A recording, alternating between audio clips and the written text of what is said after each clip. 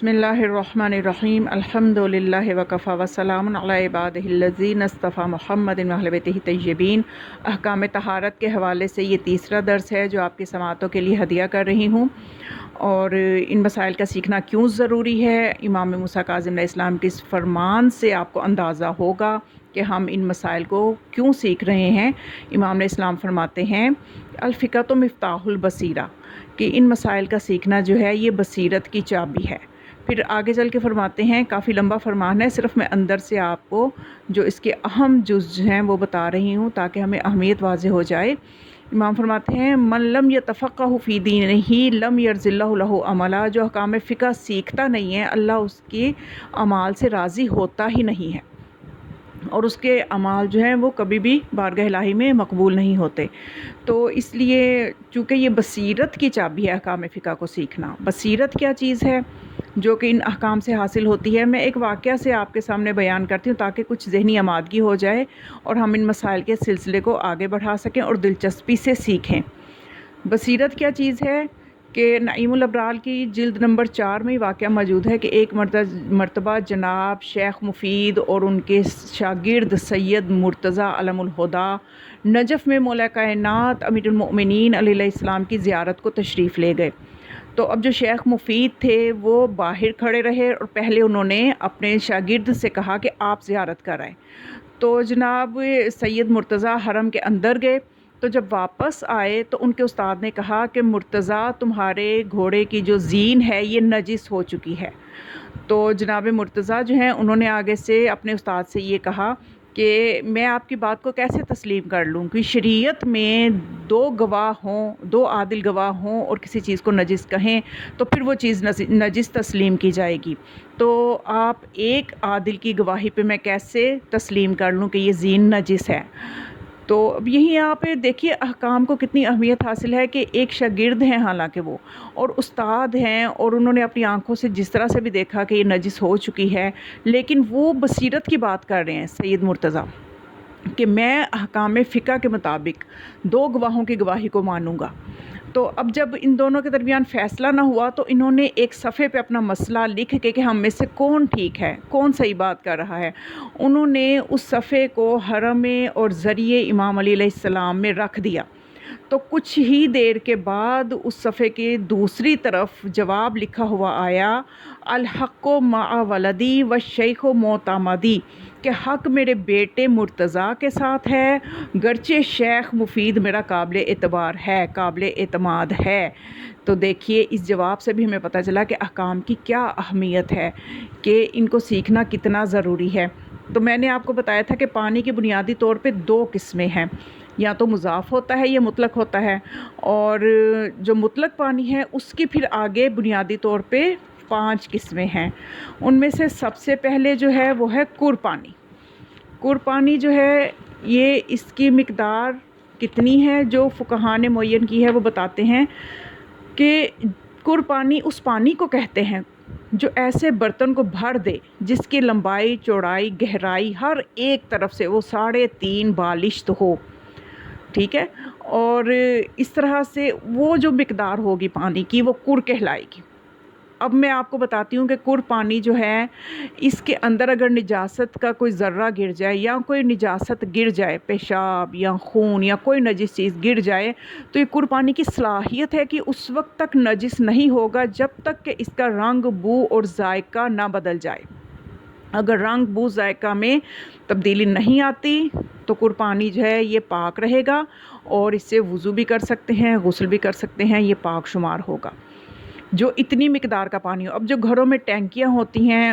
ان کی آپ دیکھ لیں، اگر ہر طرف سے وہ 3.5 بالشت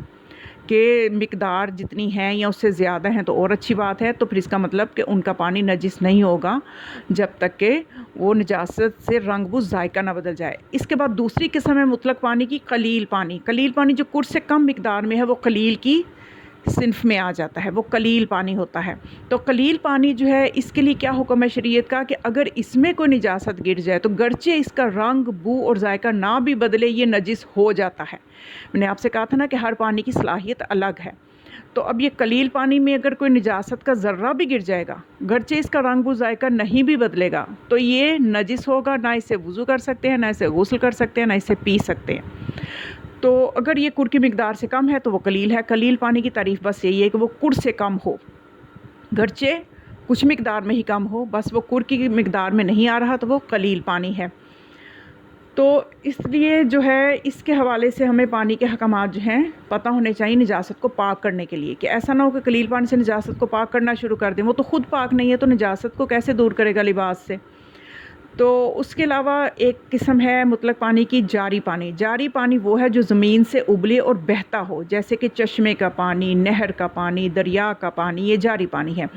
تو جاری پانی جو ہے گرچہ کڑ سے کم ہی کیوں نہ ہو، نجاست کے آ ملنے سے تب تک نجس نہیں ہوتا جب تک کہ نجاست کی وجہ سے اس کا رنگ، بو اور ذائقہ بدل نہ جائے۔ اب گرچہ یہ کڑ سے کم ہی ہو، لیکن اس کی بھی صلاحیت یہ ہے کہ نجاست کے گرتے ہی نجس نہیں ہوگا جب تک کہ رنگ و ذائقہ نہ بدلے۔ کیوں؟ حالانکہ یہ کڑ سے کم ہے، اس لیے کہ جاری ہے،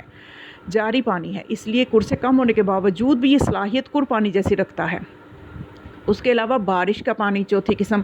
بارش کا پانی جو ہے، جو چیز نجس ہو اور عین نجاست اس پہ نہ ہو، اس پر جہاں جہاں ایک بار بارش ہو جائے پاک ہو جاتی ہے۔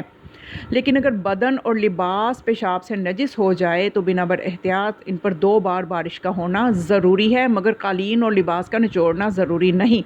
اور ہلکی سی بوندا باندی کافی نہیں، بلکہ اتنی بارش ہو کہ لازمی لوگ کہیں کہ بارش ہو رہی ہے۔ تو یعنی موسلادھار بارش ہو رہی ہے اور قالین جو ہے وہ اس کے اوپر عین نجاست نہیں ہے، ویسے وہ نجس ہے، یعنی جیسے کوئی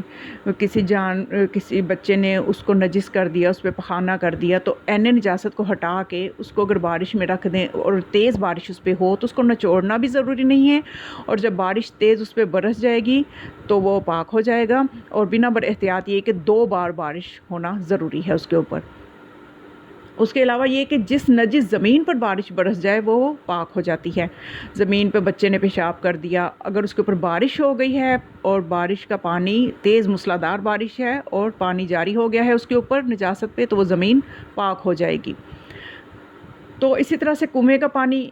کنویں کا پانی کسے کہتے ہیں کہ ایسا پانی، ایسے کنویں کا پانی جو زمین سے ابلتا ہو، گرچہ مقدار میں کڑ سے کم ہو، لیکن وہ نجاست پڑنے سے اس وقت تک نجس نہیں ہوگا جب تک اس نجاست سے اس کا رنگ، بو یا ذائقہ نہ بدل جائے۔ یعنی یہ کڑ پانی جیسی صلاحیت رکھتا ہے۔ کڑ پانی کو کثیر پانی بھی آپ کہہ سکتے ہیں سادہ لفظوں میں، کہ جو قلیل سے زیادہ ہے وہ کثیر ہے۔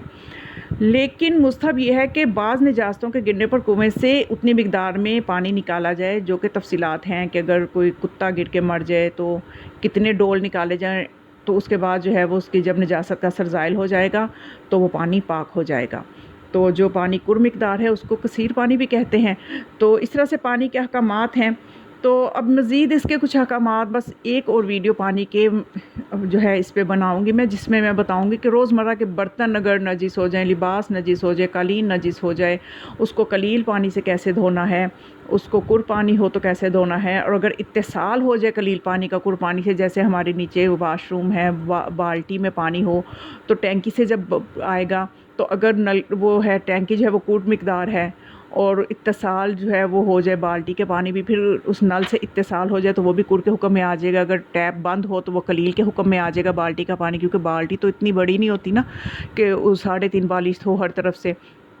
تو بہرحال اس حوالے سے بہت سے احکامات ہیں جن کو بھی میں نے بیان کرنا ہے، اور اس میں انشاءاللہ اگلی ویڈیو میں یہود و نصارہ کے ساتھ اگر انسان کو روزمرہ زندگی میں